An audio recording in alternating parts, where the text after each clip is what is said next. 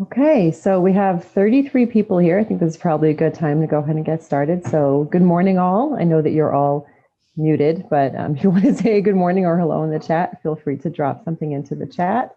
But otherwise, we're going to go ahead and get started. So thank you very much for joining us today. And for those of you who took part in last Wednesday's workshop, welcome back. We're happy to have you. Those of you who weren't able to come last week, we do have a recording, but we're glad you joined us today. We're happy that we have a good crowd today. We know many of you here, and we're happy to have you here to dive deep with us into the technological aspect of supporting our international students. My name is Maya Sarno. I'm the Assistant Director of International Student Services at Rutgers Global ISSS, and I'm here today with my colleagues Carissa McCarthy, Senior International Student Advisor, and Trevor Cook, Assistant Director of International Systems and Data Analytics. So before we go on, I would just like to go over a few housekeeping points. As Carissa is mentioning in the chat, the workshop is being recorded and it will be made available on the Rutgers Global YouTube channel. The recording from last week's workshop, Working with International Students Part 1, was actually posted yesterday, so we'll share that link with you in the chat as well. Okay, so we can move on. And also after today's workshop, we're going to provide each one of you with a PDF version of the slides. So now we can go to slide 2. We're going to pick up on a familiar theme from last week's workshop. Okay, let's talk about culture shock for a couple minutes. So as we discussed last week, culture shock can be described as a feeling of anxiety or confusion when one is exposed to an unfamiliar culture or a new environment and without adequate preparation for that new environment. With international students, we usually think of culture shock as what they might experience when they first enter the US or maybe when they first start their programs at Rutgers. But culture shock is something that we all experience. We can think about our own transition to the remote work environment last March, and hopefully none of you turned into a potato like this poor woman whose virtual gaffe went viral. Maybe you heard about this when it happened, but I think it's fair to assume that each one of us went through some period of feeling disoriented. So to demonstrate the point of culture shock, let's do a really quick activity. If you have a piece of paper near you, please grab a piece of paper and a pen or pencil. I'll give you just a minute or two to do that. Okay, if you can find a paper and something to write with, I'd like you to take your non-dominant hand. So if you're right-handed, take your left hand. If you're lefty, use your right hand. And in big letters, write the word Rutgers as clearly as you can with your non-dominant hand. Okay, if you're comfortable doing so, go ahead and turn your video on and hold up your piece of paper. Curious to see what other people have come up with. Anybody would like to share their Rutgers? Thank you, Cynthia. Okay. Oh, not bad. Okay, it's legible, right? Okay. It's not bad at all. You see it? Okay. So I'm guessing for some of you it may have felt strange writing with your non-dominant hand. Maybe you felt like it wasn't indicative of your usual handwriting skills. So if you have other thoughts, feel free to drop them into the chat. But this is kind of it's a little bit silly, but it's a little example of culture shock, doing something, going through something that we're not accustomed to. And for a lot of us, you might feel a little culture shock when dealing with technology. Many of us don't consider ourselves very tech savvy. I know that I don't. And maybe being thrown into a virtual working environment last spring was probably pretty shocking for many of us. So part of the purpose of today's workshop is to help demystify the technological aspects of working with international students. So now I'm going to hand it over to Carissa, who can explain a little bit more about today's objectives. Hi, thanks, Maya. So part of our goals for the second workshop is to really get into the details of the technical work that we use on sometimes a daily basis or maybe a weekly basis to help our international students with their various requests. So we really use various tools We use the website, we use Canvas, which we'll talk about, the Rutgers Global Interface, and then another system called Synapses. So not that you have to memorize all these systems, but we do use specific systems to collect the information through the e-forms, which we'll discuss. So Synapses is the website that we work closely with, and that actually communicates directly to the government database known as SEVIS, if you guys remember from the previous workshops. So SEVIS is this student exchange information system, and that really captures all the information for the student status on F1 and J1. All of that information in the database, like their program end date, the employment. So it's really very important to have all these systems working, intertwined together and communicating together, because that helps us really make sure that the students maintaining their status and we're complying with the regulations. So as you'll see during the workshop, we do rely a lot on our website, on Canvas, to help collect and deliver the information, I should say, to the students. And then the portal and Synapses really helps collect that information so we can then send it to the government. So it's important. And throughout the presentation, you'll see that your role is really vital in helping us and the students comply with these regulations, but it's ultimately the students' responsibility. They have to know that they have to submit these applications completely on time. So we want you to take a look at all of the resources that we'll be sharing with you, kind of going through the outline, the website, and all these different interfaces. And we thought we would do that by having a little fun with technology and giving you some pop quizzes. So throughout the workshop, we have a little pop quiz to kind of give you an idea for some real life scenarios that you may or may not have had experience. So is everyone ready? Okay. So you should see a poll come up on the screen, and it's a question. You can feel free to answer. We can read it. If a student is working in my department and wants to apply for a social security number, if they need to do one of the following. It's multiple choice. So we started easy. We got a little harder at the end, but so the choices you can see there, looks like no one's answering the other options, which is probably a good thing. You guys, you're too smart, I guess.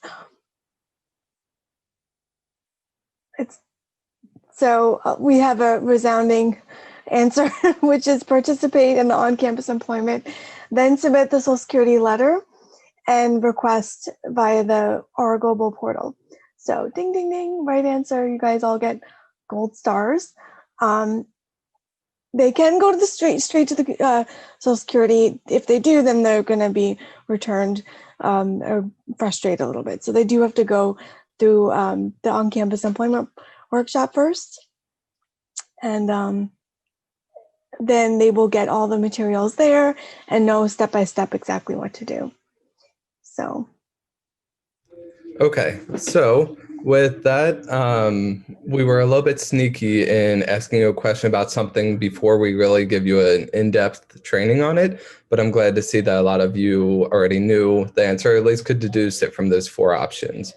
So like Carissa and Maya introduced, today is really supposed to be a bit more hands-on and giving you an in-depth look at some of those both behind the scenes and parts that you're involved in that interact with a couple different technology pieces.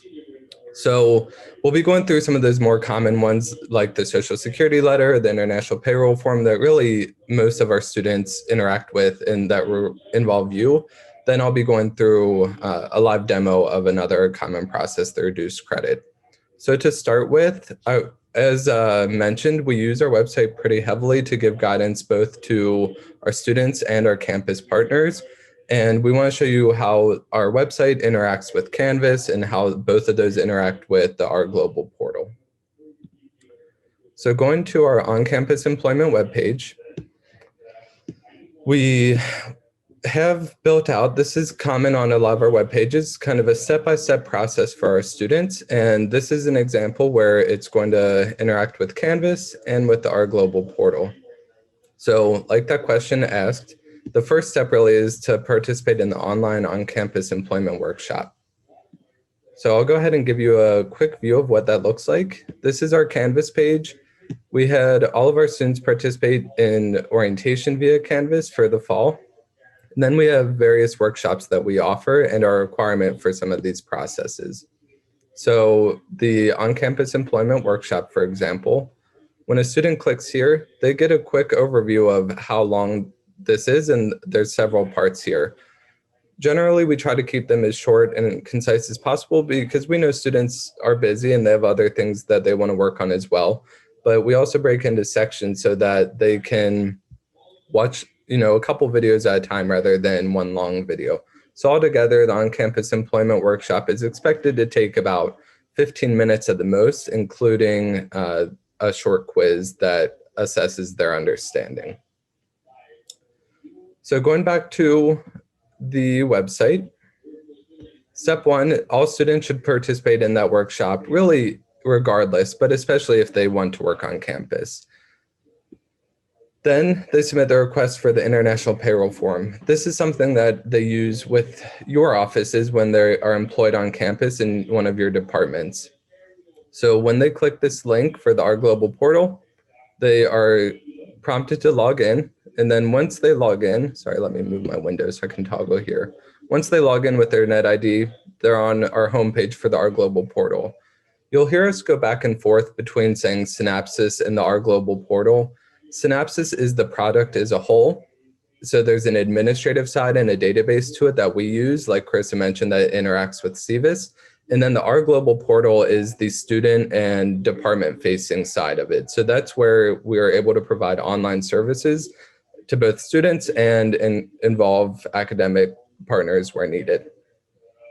So for that international payroll form, for example, under F1 Student Services, we see it right here. I'll go into this in more detail later, what it looks like on the student end and what document it spits out that you end up seeing. But just to give you a quick view, general is we have form guidance and then some required questions and information that then is put into a document for them to give to you so that it helps you as the employing unit onboard this student. On the website, we have now step 2 was submitting their request. Again, we tell students that's to give to their on-campus employer. And then step 3 is that social security number. So if a student already has a social security number, they don't need to do this step. If they are here for the first time, chances are they don't have the social security number. And oftentimes that's kind of the really pressing thing, that they want that number so that they can get paid. So the first step in that, after, this form is for you, the Social Security letter is for the Social Security office. So the first step in that is this on-campus employment verification letter, which is exactly like the title sounds. It's verifying that they have on-campus employment. So that's something that they fill out with you as the on-campus employer. This form is available at any time. So we purposely have this as a separate form so that if you're hiring a lot of students like TAs or GAs at the start of a semester, you can fill these out in advance so that the students have them. This is a fillable PDF that really is being filled by you, signed by you, and then given to the student for them to use at the Social Security office. Separate from that is the Social Security letter. So when they go to the Social Security Administration, they'll be asked to show verification of their on-campus employment, which you're able to do, and then verification of their legal status, which we are able to do. So we provide that form through the Our Global portal as well. And I'll get into some more details of what that looks like. And then we have this kind of final note for the students that their on-campus employment authorization is terminated once they complete their degree requirements. Okay, so let me get back to our presentation and go into the next slide here.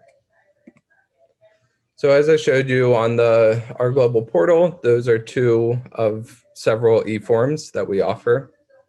And now we'll go into another pop quiz. Okay, so as you can see, this one says, if a link to an e-form request I receive is not working, what should I do?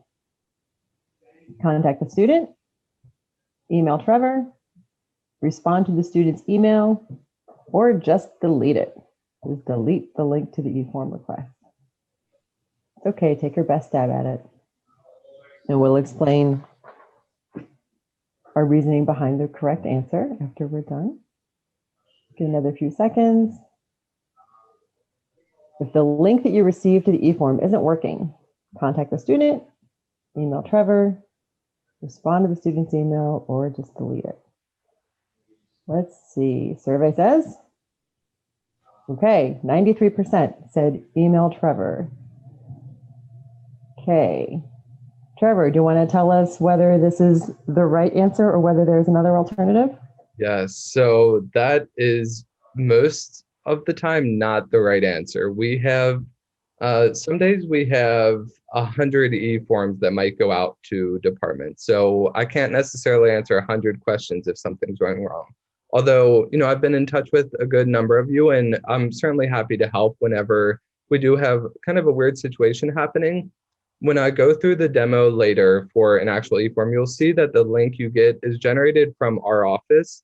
And in the email that you get, it will say, please reply to this email if you have any issues with the link. So while the question was a little bit misleading because we said respond to the student's email, in theory, you would want to respond to the email you got with that link.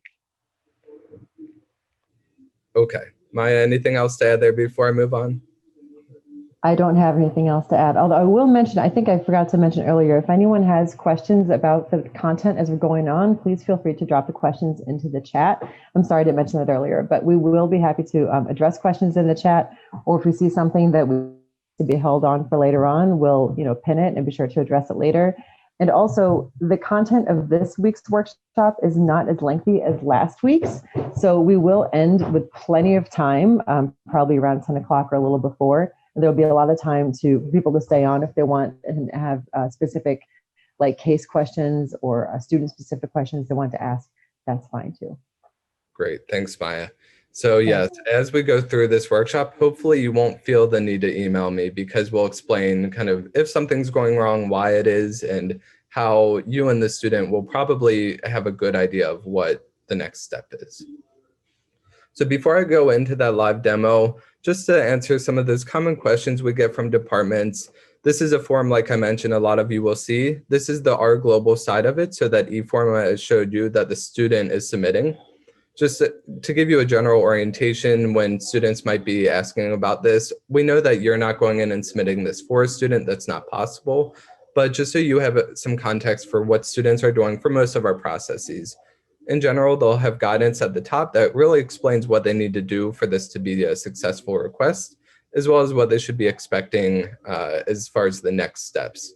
Then we have a section where we collect information from the student, which automatically populates the document in question. So for here, the international payroll form. And then we end it with some guidance on our processing time and letting them know that they'll get an email from us as soon as it's ready. So the document spits out, I broke into two parts here as a PDF just because it's not easy to see if it's one bigger document on a slide. So this is something you may be familiar with. A student in theory should be coming to you with this document. So once they submit that e-form, we get a request, we create this document based off the information they provided us and give it back to the student so that they can take it to you as the on-campus employer and assist you in onboarding them. So a couple parts here to note, this is always checked for our F1 students because they're allowed work authorization as well as their J1s. The J1s in general have a similar flow. This section will just look a little bit different because they're limited to just one position while or a specific position that is detailed, whereas our F1 students get a blanket authorization to work up to 20 hours per week on campus. Okay, so before we get into the Social Security letter, we have another pop quiz for you. Okay, so when the student is working on campus and applying for an SSN, a student must provide the following: Social Security letter, on-campus verification letter, a driver's license and green card, RUID, and a written hand note from President Holloway, or a unofficial transcript with their I-20 and DS-2019. So we have 89% feel it's Social Security letter and on-campus verification letter. And we have a couple other answers: driver's license and green card, and unofficial transcript I-20. Okay. The answer is Social Security letter and on-campus verification letter.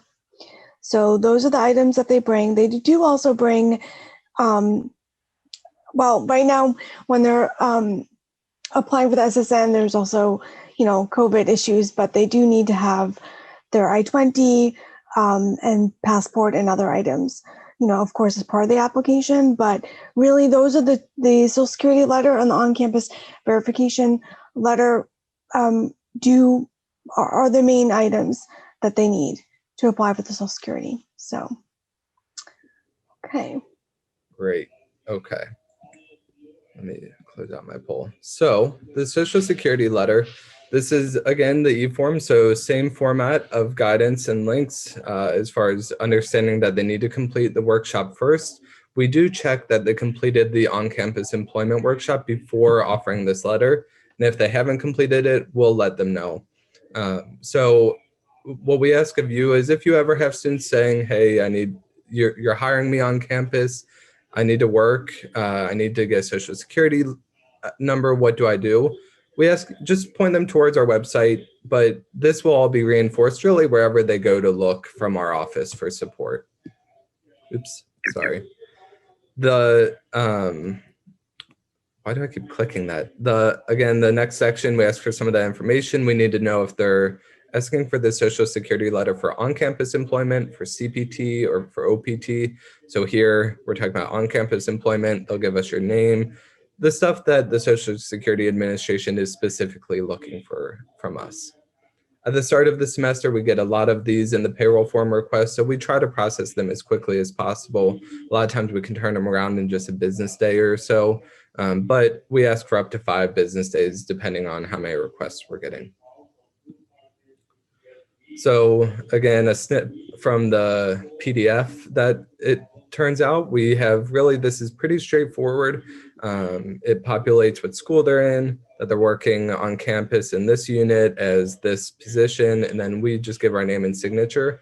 So this is where the Social Security Administration is looking for authorization from someone in our office, an international student advisor, and then they'll look for that on-campus employment verification letter from you verifying that they are employed. So those two parts.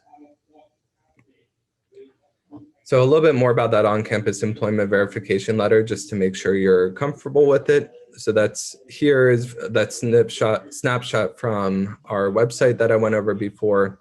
And over here is that on-campus employment verification letter where the student who is working for you will ask you to fill this out. And again, we encourage you, if you know you have a large batch of TAs, GAs, or fellows coming in the fall or spring, you can fill out these for those students far in advance so that they have them. Okay, so we have another pop quiz, and then we'll really deep dive into some of those e-forms and the Our Global portal. Okay, so this one is a little bit of a review of terminology also that we discussed last week.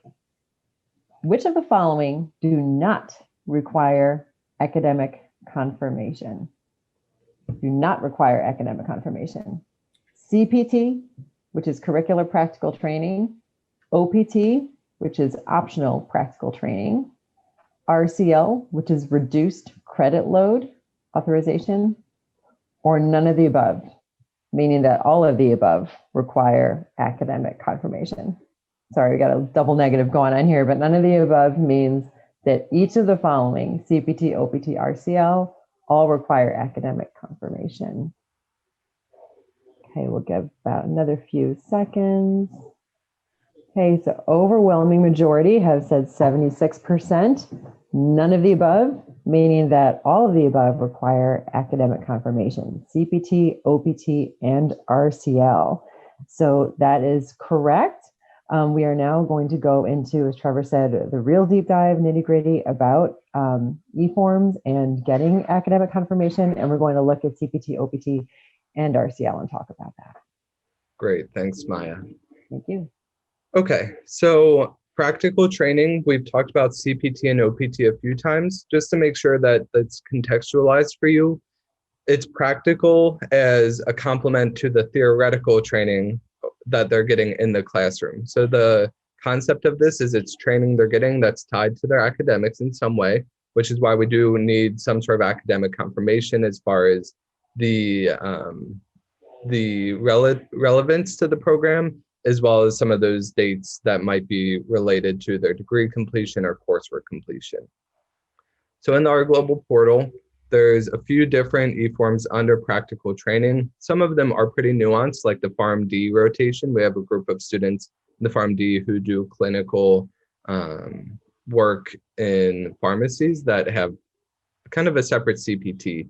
But most of our students will end up looking to do a CPT if possible. So that's like an internship during the summer or during the semester while they're still a student. They might also commonly look to apply for post-completion OPT. So as an example, this is a pretty standard flow for the academic side of it. So what you would see, a student would submit one of these e-forms with the name and the email address. So they provide that information for the academic official. The academic official is typically a dean or program director, or for our BHS, it's a registrar. But there are some situations where that dean or program director is authorized an admin to respond to these requests on their behalf. Once you receive that email from us, it will have that link in the email. So you click it, log in with the information in that email, and I'll go through these steps and you submit it. And in theory, that's the end of your role as far as the student's request to us. So before walking through one of these, just to give you another kind of general overview, if in a specific process requires the academic confirmation, there will be this section. So I can go over these lists as well, but the list for the undergraduate students, we created about a year ago, asking each undergraduate unit who should be the contact for CPT requests, extension requests, things like that. And the graduate students, it's a list of the program directors. And then we update it if we hear from your side of, hey, a lot of students are putting this person. They told me that there's a list. And if you let us know, we can always update who that person is. So for example, in any of these, they'll provide the name. So if you ever get an email and it says some weird name like Daffy Duck, that's because the student typed it. So they provide the name and the email address here. And then we provide in this link the list of names and email addresses. Okay, so I am going to pause and make sure I don't see any questions in the chat. There weren't last time I looked. Nope, we should be good. So again, happy to answer questions at the end, but I'm going to go through a live demonstration of a student submitting a reduced credit load request, what you see as an academic official, and then some of those common issues. So I'll come back and address those after I go through the demo. So first things first, a student will go to, let me see if I can move my controls. They're in my way. There we go. Okay, so a student will go to the R Global portal, which for them is just synapsis.rutgers.edu, and they log in here. Theirs won't come to this page. This is my own because I have a different access, but theirs when they log in will look like this. So they'll have any notifications from our office and then any requests they're working on. When they come in to F1 Student Services, and again, these steps for getting here is on all of our web pages. So for the reduced credit load page, it says log into the R Global portal, click F1 Student Services, and then select reduce credit load. So there's some guidance here, as well as a link back to our webpage if they need guidance. Here's an e-form that they need to submit. So I'm submitting this as a student. the semester I want it for is spring. You are probably getting a lot of these right now. So if I would pick my degree level, and you'll see there's some conditional language here. So if a student answers a specific question, we have some additional information built in depending on it. So for example, teaching and graduate assistantship credits count towards a full course load. Or a doctorate also provides that, whereas bachelor's doesn't. And then the student is indicating when they think that they're going to be graduating or completing coursework at least. And then there's some programs that we've heard of that have really kind of specific guidance or specific requirements for their reduced credit load processes. So we build these in. If you can always reach out if you think that you do have an exceptional case for your department, and we can talk about whether you need a separate listing here. As you can see, most students fall under the general guidance. I'm going to pause at the end of this, Jenny, and I'll take a look at your question and see if we can address it at the end of this demo here. So for example, if a student picks computer science, I saw Dina was on here. So she has kind of official approval to respond on behalf of James. Another example for Mason Gross, they have a separate worksheet that they need uploaded so that Rob there can see that file from the student. So I'm going to do other just to move forward. So there's 6 reasons for reduced credit load authorization. These are detailed on our website as well, but the student needs to indicate to us and to you what reason they think they should be authorized for. Probably our most common one is the final semester. So a student has less than 12 credits for undergrads or 9 credits for graduate students in their final semester of their degree program remaining to complete their degree. Another common one is if they have non-coursework requirements. So if they're in thesis, dissertation, or project credits working on, say, their dissertation is a common one. So the student will select which reason. I'm going to go ahead and pick that one. And then they'll indicate the number of credits they believe they have remaining. So this is where, you know, a couple parts of this are important for us to get your weigh in, but this is where an example where we'll be looking for you to verify that number of credits. So here's those 2 lists I talked about. If I open them, you'll see the undergrad one here is really by process because they are different for different schools. They might have different contacts, but you'll see for each of these processes that have an academic confirmation, we list out. If you ever want this change, you can just reach out to either me personally or to the ISSS students inbox, and we can get this updated. And on the grad side, this is a little larger, but it's listed alphabetically by program. And again, these we kind of update as we hear from people saying, hey, I shouldn't be getting this anymore. Again, here's an example with Dina on here. So they should be listing James, but they provide Dina's email address because she and James let us know that she should be approving these. So for this purpose, I'm going to put that silly name I talked about. I'll list my own email address so I get the email.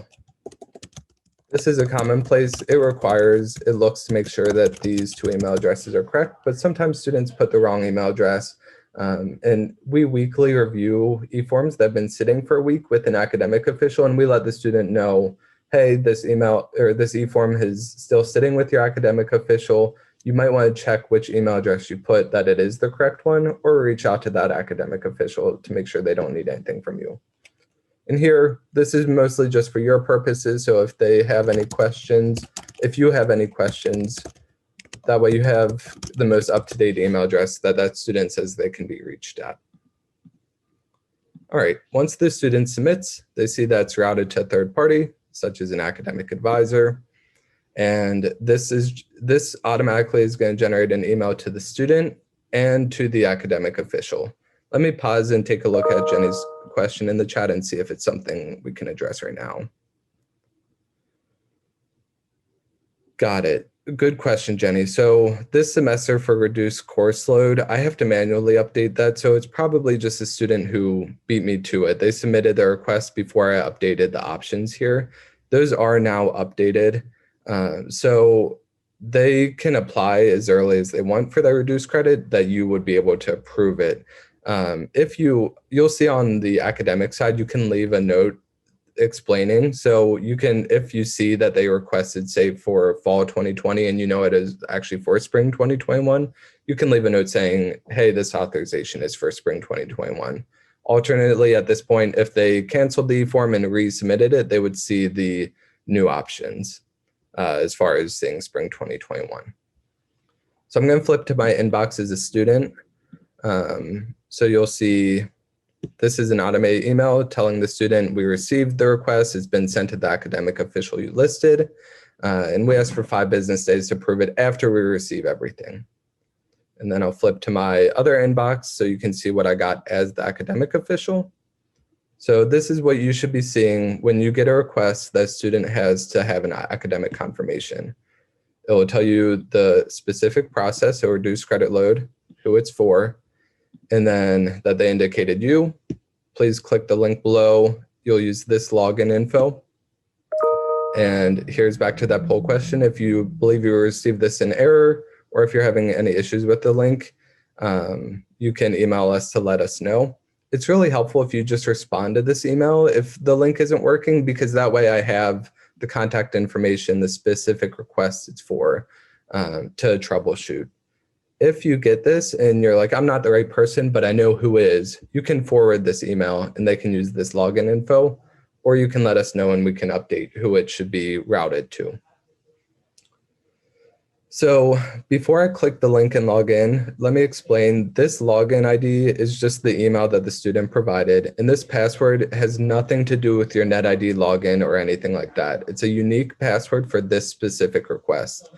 The most common issue that academic officials have is that their browser saved this password from a previous student request and is trying to populate it for a new request. So if you ever have a login issue, just make sure you copy this exact login and this exact password.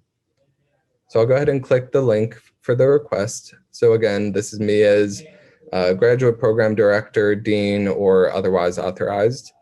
It's going to automatically populate the student's ID. It automatically populated my login and my password. So this is, again, that issue where it's not showing me what actually is there. My browser could have saved the login info from a previous request, and I could get an error. I'm going to go ahead and try and see if it's populating the correct one. It is, because it got in here. But if it wasn't, you would just want to go back to that email, copy this password, the whole thing, not just part of it. So you would just copy it and then paste it into that login page. So the first thing that you want to make sure you're aware of is that it says the following links provide you information submitted by the student. So this is really helpful. A lot of you will ask for RUIDs from our office. We have to rely on RCPIDs as the main driver, but we ask students to provide their RUID in their e-form so that you can see it right here. So this is that information that the student provided, and you as the academic official can refer to it to see what reason they said, the number of credits, the semester that they said it's for, so that you can kind of say, yes, this all looks good. So when you come back here, we give you some guidance here as well. And then you are answering the normal progress question. We went over normal progress a bit in part 1 of the workshop.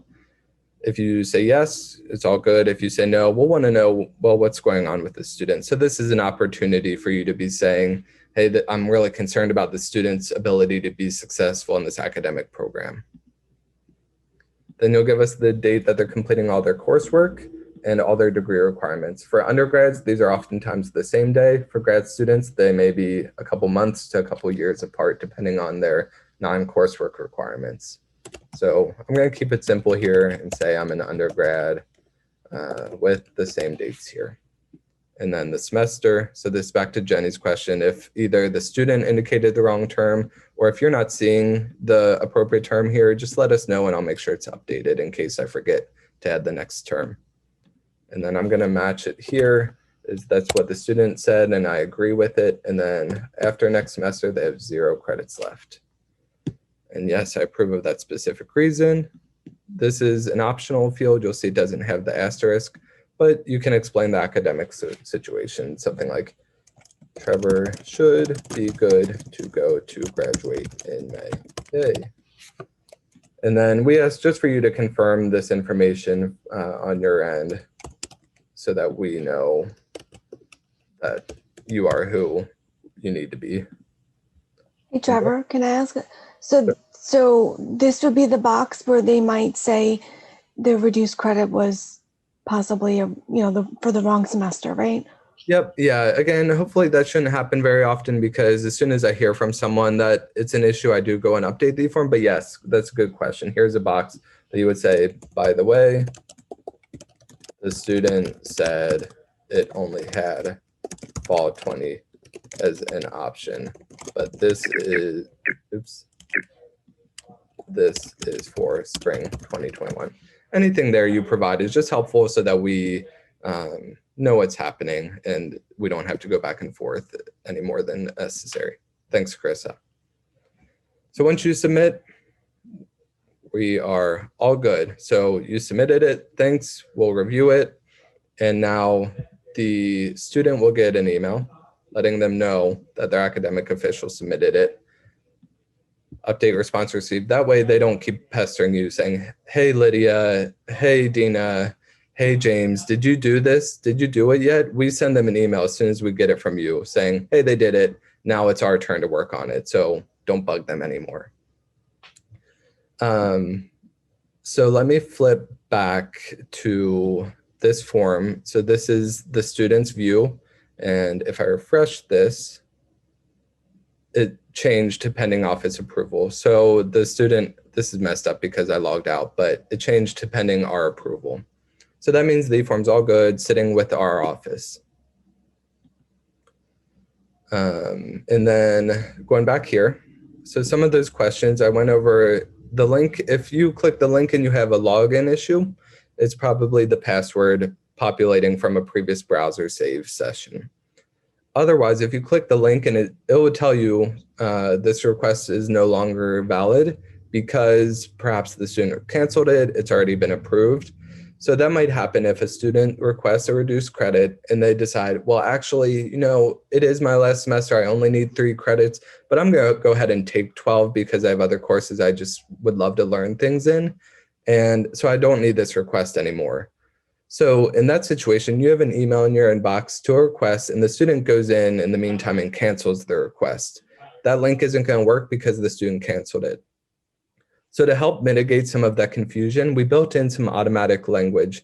If a student cancels an e-form, we send an email to you automatically that says this e-form was canceled. I did one previously. Let me see. So the student gets an email saying canceled. You canceled it. If you did it by error, you need to submit a new one. This is probably if you do get frustrated because you get 5 requests from a student, it's because they're canceling and resubmitting and canceling and resubmitting. Hopefully it doesn't happen too often, but we try to let them know when we're speaking with students, hey, only submit this request for your academic official when you're ready and you know that you want it. Let me see. I think I also had that canceled email still in my inbox just so you can see it. Yes, so you'll see here as the academic official, I got just a generic email saying the student canceled this request. It's sent to you so you're aware, and the link in the previous email will not work. The other time you'll get this email is if we deny a request. So if a student requests it, and even if you haven't responded yet, but we see the e-form, and we're like, that is a totally incorrect request, we'll deny that request and let you know so that you know that that link isn't working. Okay, let me get back here. So after the student submits it, as I mentioned, we send that automatic email saying it's pending with academic official. And then we send another email if once you've responded. And then once we take action on that e-form, so we'll approve it if everything looks good, then we'll send an email to the student. If we deny it, we're not going to send an approval email to you all of the time because a lot of those you don't need to know. You just need to weigh in on the academic side, and we don't want to overwhelm your inbox with hey, this student was approved, this student was approved. But if you have a need, maybe like once a semester, if you ever need to know which students were approved, you can reach out and I can work with you to help you understand how to see that. Okay, so I'm going to pause and look. Again, we can answer questions at the end. We're about at the end. We're going to move to a pop quiz, but let me just check real quick the chat, make sure there's nothing else I need to address right here before we move on. Rebecca, I see your message about checking the list. We'll address that at the end. Thanks. All right, so before we wrap up, let's move to our final pop quiz. Okay. So here we go. We have, if a student has submitted a request to ISSS via the R Global portal, and they think I should have received a request as their academic department, but haven't, what is a good choice? You could either ask ISSS the status of the request, tell the student to ask ISSS about the status of the request, encourage a student to check the status of this request in the R Global portal, or all of the above. Okay, so we have kind of a split. We have all of the above as 53% and 47% encourage the student to check the request. You could do all the above. However, I would say that you can, probably first start with the student to check what this says. I think that's probably a good start. Sometimes we know that they're very anxious, but I think that's a good start for sure. But you can feel free to check with us or find out if you have been back and forth maybe with an ISA. You could always just say, hey, where's this status, or the student is asking. We can always take a look. But yeah, that sounds good. Great. Okay. Anything else to add on that? Anyone else? Nothing else from me. Before we wrap up and open, I guess, for general questions, I did want to take a moment because I got a question from Rebecca about verifying that she's on that list of academic officials for her specific program. So I think this is a good opportunity, since all of you are in here, to request your review of your own program on that list, and that way you can let us know if we need to update anything. So I'm going to show you where to find that list. Again, the students see it in the e-form, and then I'll drop those links in the chat as well. So let me get out of here. So we do keep that list a little bit hidden on our website because it is mostly in the e-forms.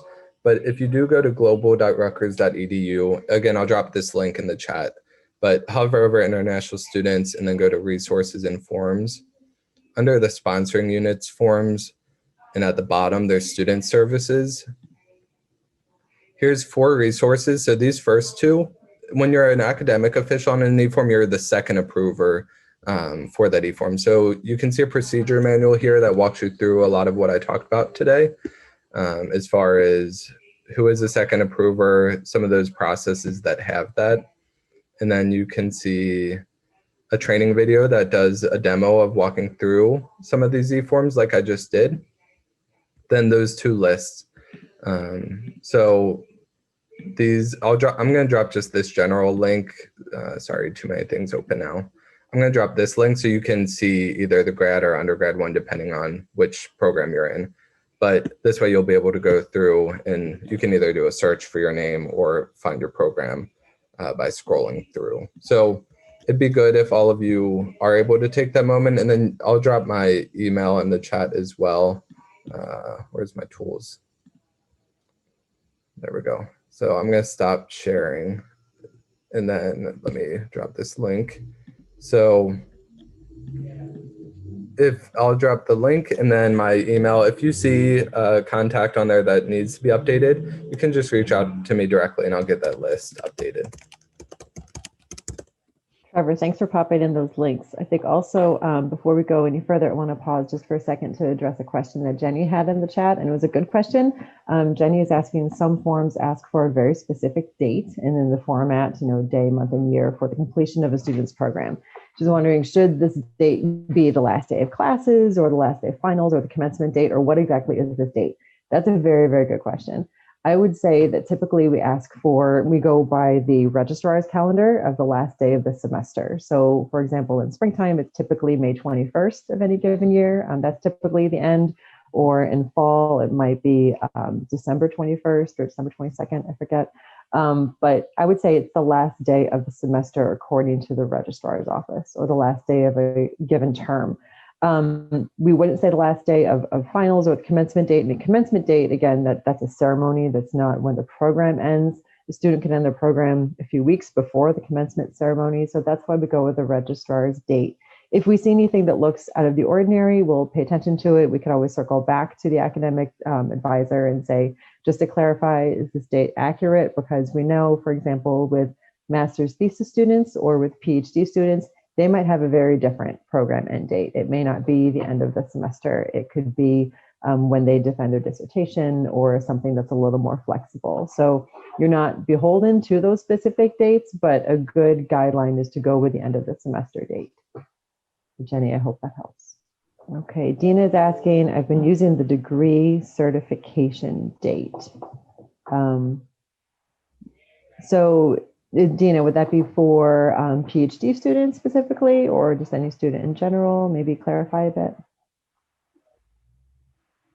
And as we're talking a little bit, feel free to take your microphone off if now we're kind of in a conversation. For OPT, for Masters in Computer Science, the degree certification date. Yeah. Hi. I had asked, some of our kids they want as much time as possible to find a job. So for us, the latest date we could in good conscience use was the degree certification date from SGS. I just want to confirm that I can still do that. Got it. Very good question. Trevor, can you talk a bit about what would happen if we were to receive an OPT application form with that type of date in it? Sure. So at the end of the day, we do rely on the academic departments to have kind of that official expertise on what is appropriate for this group of students, because Rutgers is a complex behemoth of a university. So we know that some departments might have different requirements or different expectations for understanding a student's specific date in this request. The context for it is that these dates drive when students can apply for things. So either some things can't happen before that date or some can't happen after, whether it's CPT, for example, is pre-program completion. OPT is typically post that date. So that date can be a little gray depending on how the department interprets it. Once we get that request, we will look at what does the student think, what does the department think, and whatever the state is, does it match what they're trying to do with their legal status? So if you give us a date, say for example, they have a CPT, just to use a date, they have a CPT that goes till June 1st, but you tell us their degree completion is May 15th. Then before we do anything, we're going to have that conversation with you and with the student saying, hey, your department's saying you're completing before your CPT is over, but that doesn't work with your CPT. So what is happening here? And that way we can better understand, does the CPT need to be shortened? Is there a different date that makes more sense?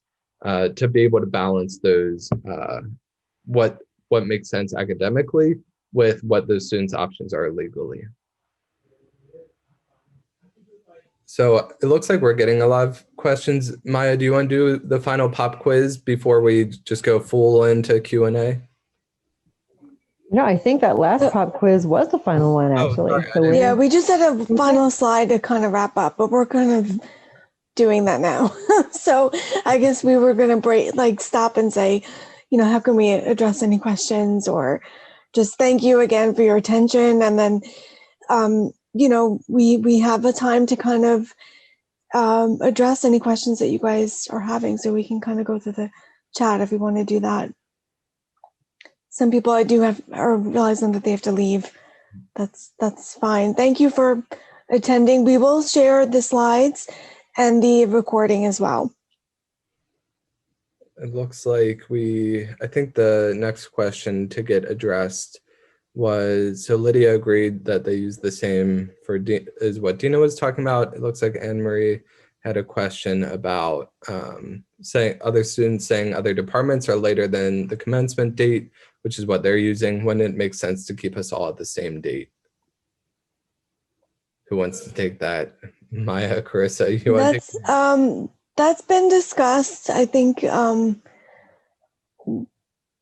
we have had some, SAS units like kind of collectively say the state, but it's an academic decision. It's an academic date. So we are getting that and wanting you to verify that. There could be some exceptions, but if probably as a unit, if you wanted to discuss that to come up with a collective date for all students, barring some exceptions, then I think that might be a good approach. What do you think, Maya? I mean, the graduation date is often used. We do find that.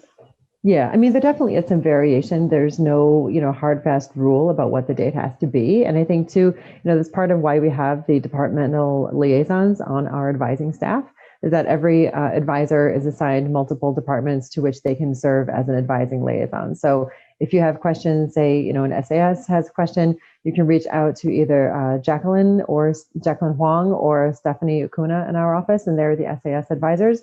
And you can ask them too, is it appropriate if I use X date for this reason? And they can guide you through why that may or may not be the best way to go in a general sense. And so there is some flexibility. Cynthia is asking, do students have deadline dates to submit RCL forms? That's a good question. So there's no hard and fast date, but we do say the sooner the better, because the way that it works, you may recall or may have heard us talk about before, when a semester starts, advisors have 30 days in which to register every student, which means report students to the government through SEVIS that they are maintaining their status, they're registered for a full course load, and everything is fine. If they're not taking a full course load, then we need to authorize them for the RCL. We need to know about that within the first 30 days of the semester, because that's when we're doing SEVIS registration. So the earlier we have the RCL form completed, the better. If they want to say for the spring, if they're submitting an RCL form and they want to submit it before the end of December, that's perfect, because then when we start SEVIS registration in January, we already have the RCL forms. However, there are always students who in the first week or 2 or 3 of the semester, we're chasing them down saying, hey, we realize you're not registered for a full course load, or they're asking us, how do I submit an RCL form? So we can always do them during that 30-day registration. But again, the sooner in the start of the semester that we receive them, the better. Yep. So good question, Cynthia. Just to add a little point on that is we will articulate a deadline to the students that's mostly based off drop deadlines in that 30-day window, and to try to get the students to do it. It's not just students who sometimes procrastinate until a deadline. So we'll give them one that tries to build in the time for you to be able to respond and then us approve it. So each semester you'll probably see us articulate a deadline, but like Maya said, that's more internally set one, just to get the students to be at a good place. Okay, Anne Marie has a good question in the chat too. Anne Marie, I might ask you to put your microphone on and we can talk through this a little bit. But Anne Marie is asking, can we let you know if we are responsible for a student after they graduate, but are doing after graduation OPT? I've had students ask for an extension. There's no need as far as we are concerned to continue to offer permission if the student's officially graduated. How do we proceed? So as far as being responsible for a student after graduation, I mean, our office is responsible for a student once they graduate and they're on OPT, because we help guide them into the regulations of maintaining their status when they're on OPT. And we assist them with our OPT reporting to make sure that they're reporting their employment to the government. But as far as an academic office being responsible for a student, when they're asking for an extension, they can only ask for an extension up until their program end date. So as you may recall, when a student is admitted to a program, international student, they get an I-20 or a DS 2019 from our office. And on that document, it has a very specific end date. So the end date could be May 21st, 2021. If the student anticipates that they're not going to complete their program before that date, then they have to ask for an extension. but they must request that extension before that date. Once that date has passed, they're pretty much out of luck. They cannot ask for an extension. They have to file for OPT if they want to remain in the US, or we can work with them on other options. But once that end date has passed, they can no longer ask for an extension. And also, if they're going to ask for an extension at any point, it must be based on some valid reason. Like, say, for example, they failed a course in their last semester, or it's an SAS student who's added a double major or added a minor, and now they need more time to complete. Those are valid reasons for an extension. But if they finish their coursework, they've done all of their academic requirements, and they just want to hang out and take, non-required classes because they don't want to try to look for a job, that's not a reason for an extension. So, okay, so our situation is a little bit different because a lot of our students get internships at the United Nations.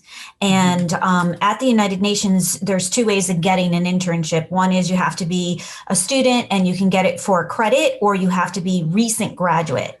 And some of these students are allowed to get a United Nations internship after they graduate, and we can help them with that, verification that they just recently graduated. I guess it's within 6 months. But sometimes when they get a job at the United Nations, or they get an internship, I should say, because it's an unpaid. And for some of these students, especially in China, this is very, very distinguished and very, a very big deal, especially in China.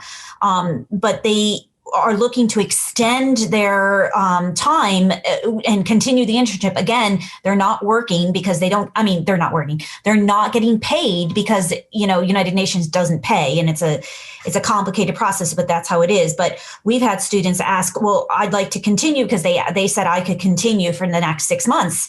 And I have responded to say, well, you are no longer a student with us. So doing this would be on your, I don't know how you proceed to do this. And, I've had two actually ask me that, and they're still in the US. I can see them because we keep in touch with our people, but I don't know how they're able to continue, or how we can advise them to allow them to continue with this distinguished, internship. So it is a little complicated, but I'm trying to figure out, what am I responsible for? Because I said I am no longer responsible, and therefore whatever you do it with Rutgers Global, or do it, however, through your own visa, your own country, that kind of thing. So That's what I'm curious about.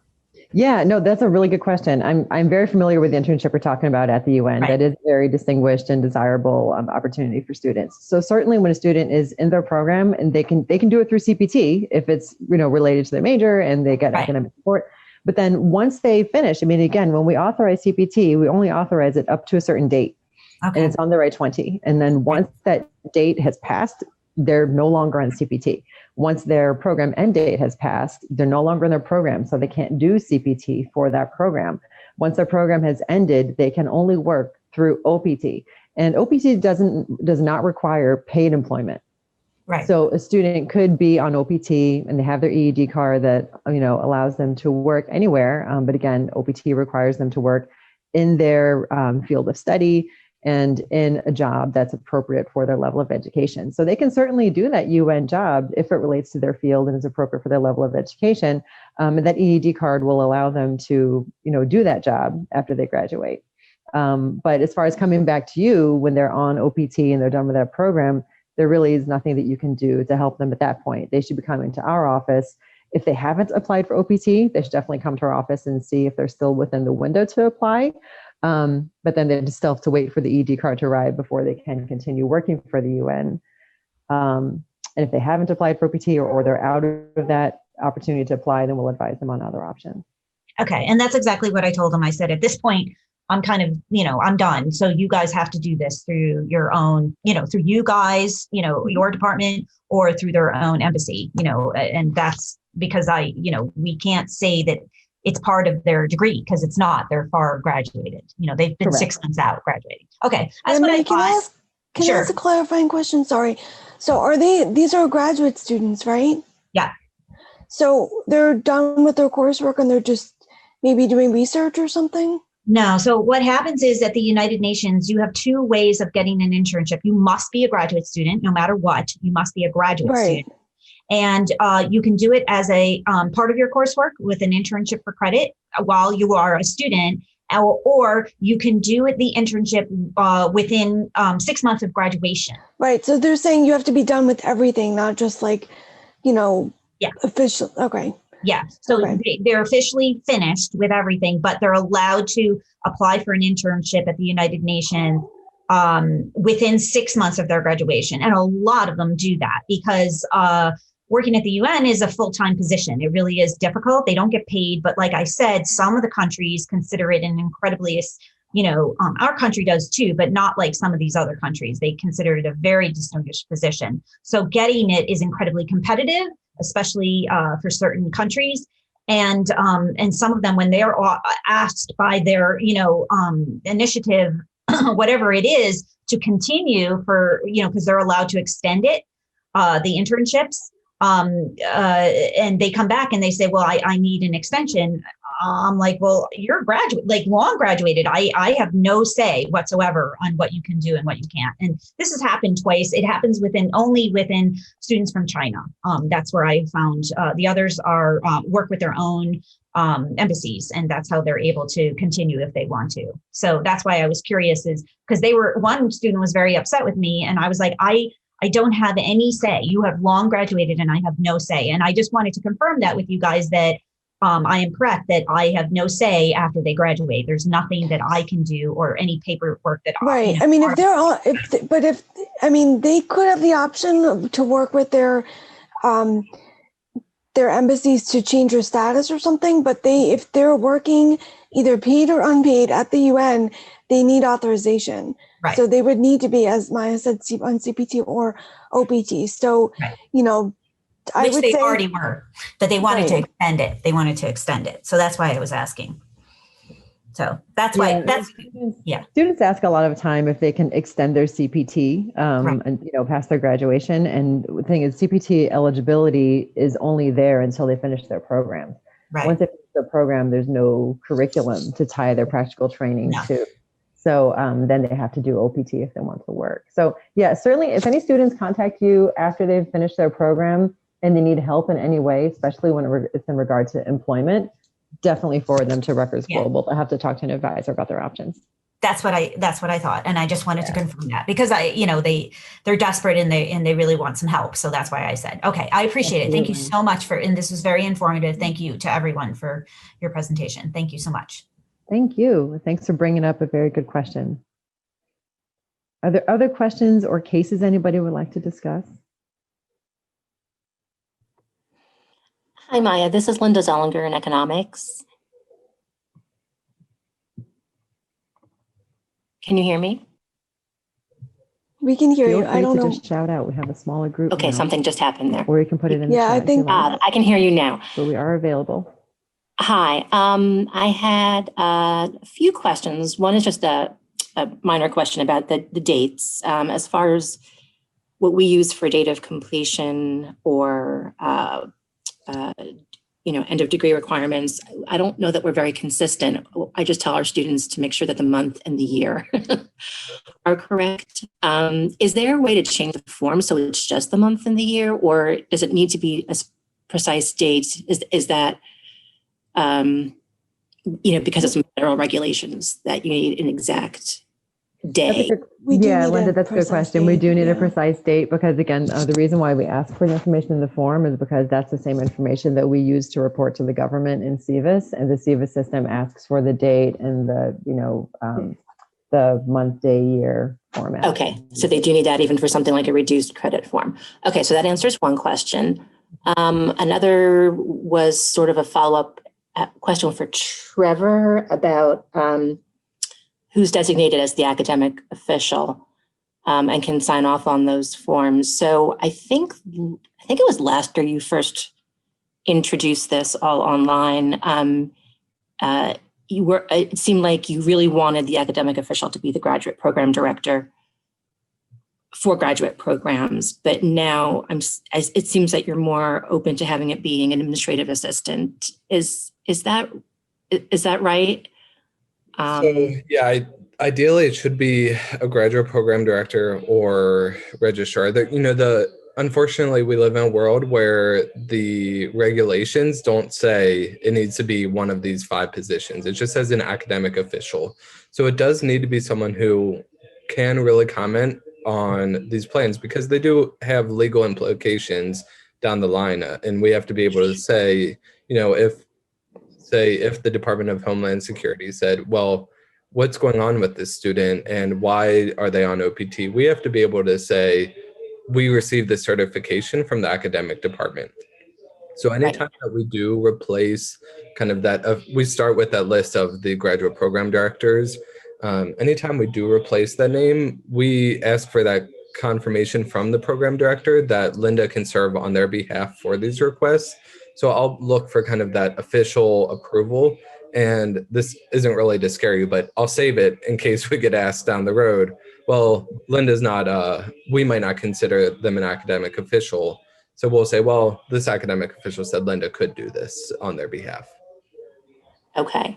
So okay, we know in pre-electronic world, yes, it might come in with a paper and you as a departmental admin might collect 10 of them and the program director will say, yes, go ahead and sign off on all of those. So, and maybe they have their signature. So this is meeting you in the middle on that we do need it to be an academic official, but also don't want that process internally to have to change if that person is saying, Linda, go ahead and sign off on this.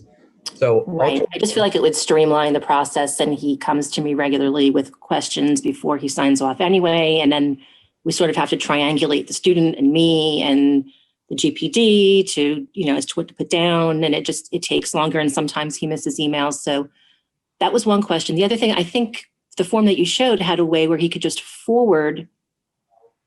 He could be the designated official, but then he could forward that to me rather than changing me and making me the official. Yeah, so any of those, really, it's anyone who has that link and the login name and password can fill it out.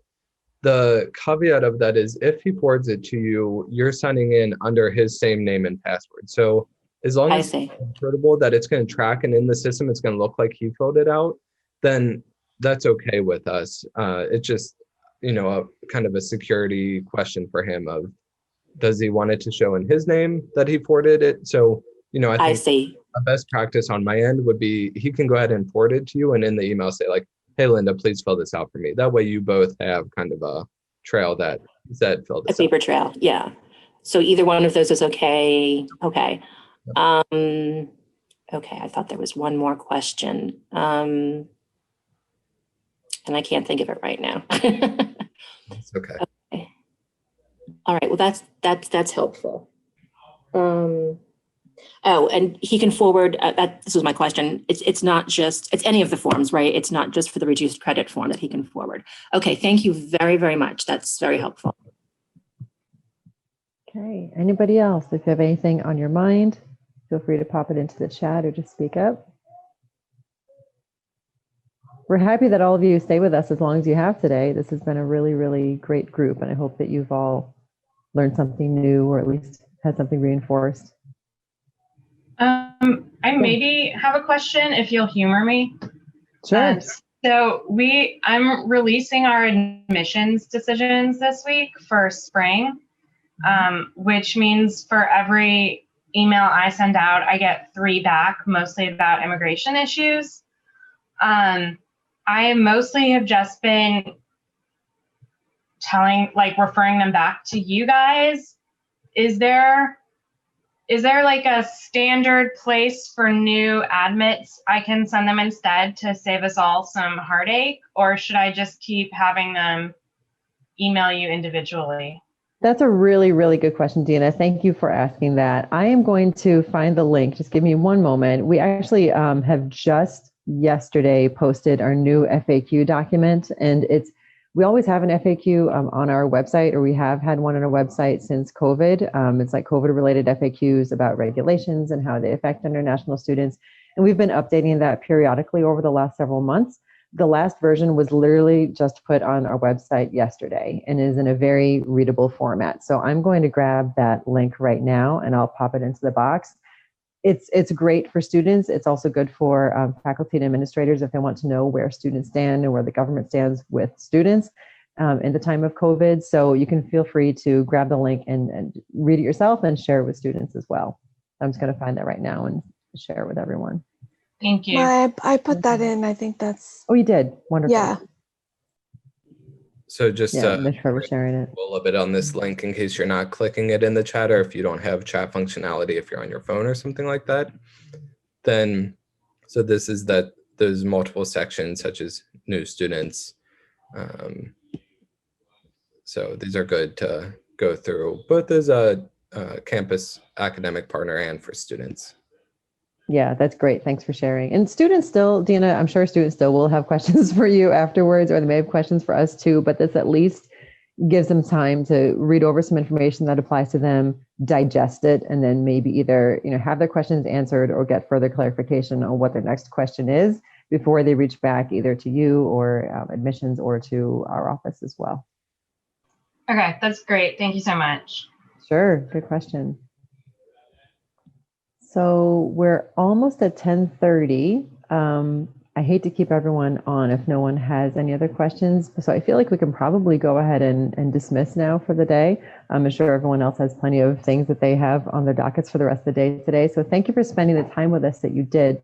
Again, we really appreciate all the time that you give, including being here today, just to try to help support our students, because and you helping support them, it helps us. And ultimately the students are just better served when they have the whole community working to understand them and the regulations and how they can best navigate through their programs.